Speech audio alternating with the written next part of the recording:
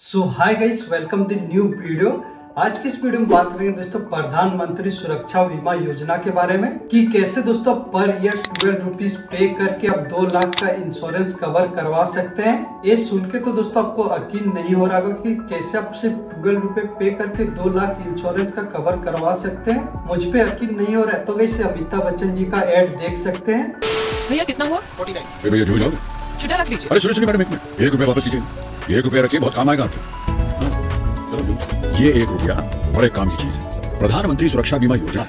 इसमें हर महीने अगर आप केवल 1 रुपए के हिसाब से यानी सालाना 12 रुपए भरते रहे तो भगवान न करे कभी आपके साथ दुर्घटना हो जाए, आप विकलांग हो जाए, कोई अनहोनी हो जाए तो आपको और आपके परिवार को इस बीमा योजना के तहत 2 लाख रुपए धनराशि मिल सकती है। तो जाइए और बांध लीजिए अपने प्रियजनों के भविष्य पर ये 1 रुपए का सुरक्षा कवच।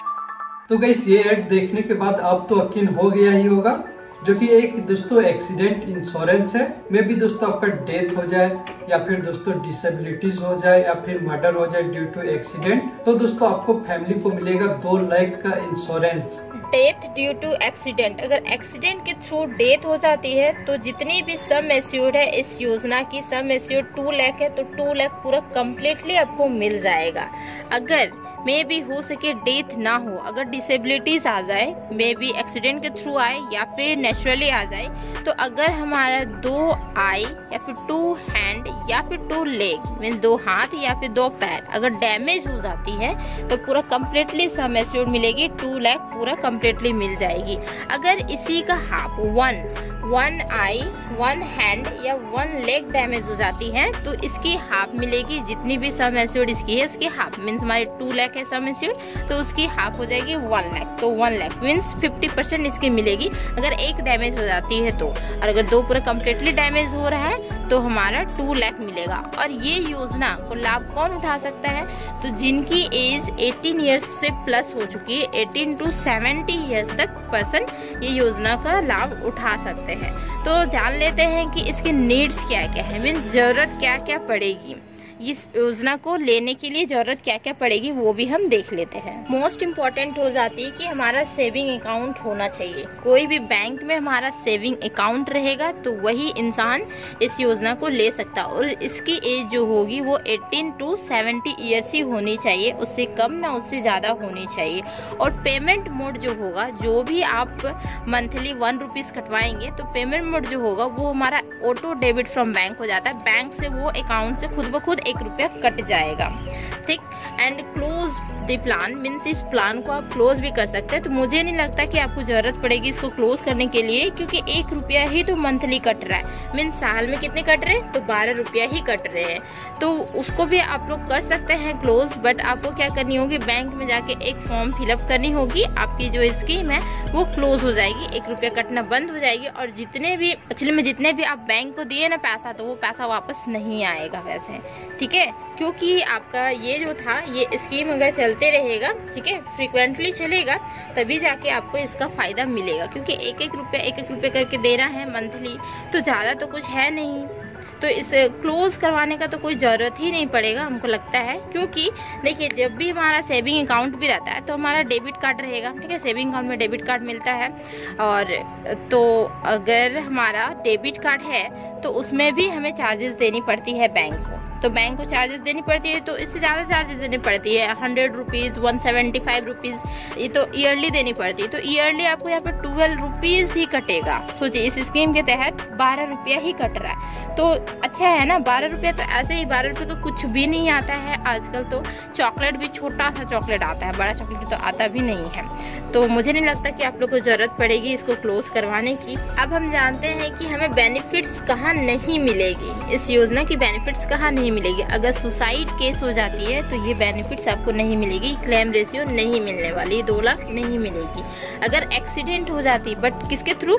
ड्यू टू इंटॉक्सिकेशन मीन शराब पीते हुए या फिर ड्रग्स किए हुए, जैसे ड्रग्स यहाँ पे भी लिखा हुआ है तो ड्रग्स किए हुए अगर एक्सीडेंट हो जाती है तो भी यहाँ पे भी आपको नहीं मिलेगी क्लेम। अगर क्रिमिनल रिकॉर्ड हो जाती है, कोई क्रिमिनल हमारा जैसे कि मर्डर करके चला जाता है तो वो भी हमारा क्या होगा, यहाँ पे ये बेनिफिट्स नहीं मिलेगा। तो यहाँ पे बेनिफिट्स नहीं मिलता है। इस प्लान को इनरोल करने के लिए 3 मेथड है। फर्स्ट मेथड है सिंपल, आप बैंक में जाइए, फॉर्म फिल कीजिए, आपको ये प्लान मिल जाएगी।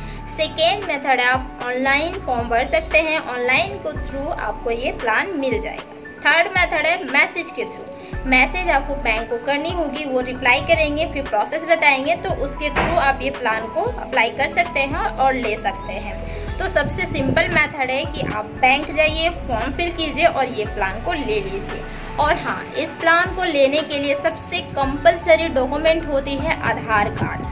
आधार card is most important for this plan और आधार कार्ड में कोई भी मिस्टेक नहीं होनी चाहिए। अब बात कर लेते हैं कवरेज पीरियड की। तो इसकी जो कवरेज पीरियड होती है, मीन्स ये बीमा जो स्टार्ट होती है वो कहाँ से 1 जून से 31 मई तक चलती है। अगर इस बीच आप कभी भी लेते हैं तो भी आपको 12 रुपीज़ ही पेमेंट करनी होगी। अगर आप 1 जून से स्टार्टिंग करते हैं तो मंथली आपका 1 रुपया कटेगा, मीन्स 12 रुपया ही आपको पेमेंट करना होगा।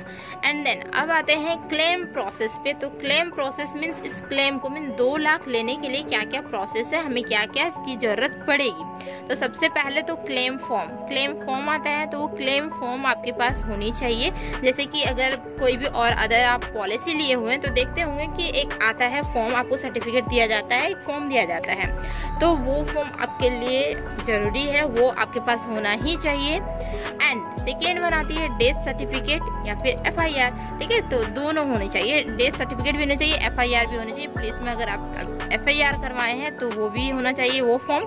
ठीक है, डेथ सर्टिफिकेट अगर डेथ हो जाती है किसी इंसान की तो उसकी भी सर्टिफिकेट बनती है, तो वो डेथ सर्टिफिकेट भी होनी चाहिए। देन अब आती है बात क्या कि डिसएबलिमेंट सर्टिफिकेट। मीन्स हमारा क्या हो गया, अगर किसी की डिसेबिलिटीज हो जाती है तो डॉक्टर ये सर्टिफिकेट देते हैं, ठीक है, हॉस्पिटल में, तो वो सर्टिफिकेट होनी चाहिए इसकी डिसेबिलिटीज हो चुकी है।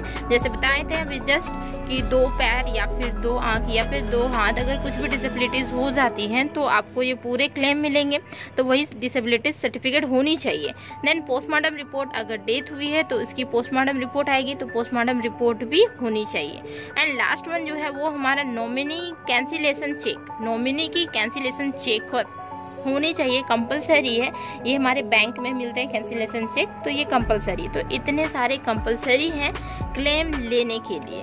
सारे डॉक्यूमेंट्स आपको बैंक में सबमिट करने होंगे। विद इन 30 डेज के अंदर आपको 2 लाख मिल जाएंगे। जी हाँ, आपकी क्लेम 30 डेज के अंदर ही मिल जाएगी। और हाँ, अगर एक्सीडेंट केस होती है तो 30 डेज के अंदर ही आपको डॉक्यूमेंट सबमिट करनी होगी, फिर 30 डेज के अंदर आपको क्लेम मिल जाएंगे। तो उम्मीद है कि वीडियो समझ में आई होगी। समझ में आई तो प्लीज वीडियो को लाइक करें एंड चैनल को जरूर सब्सक्राइब कर दें।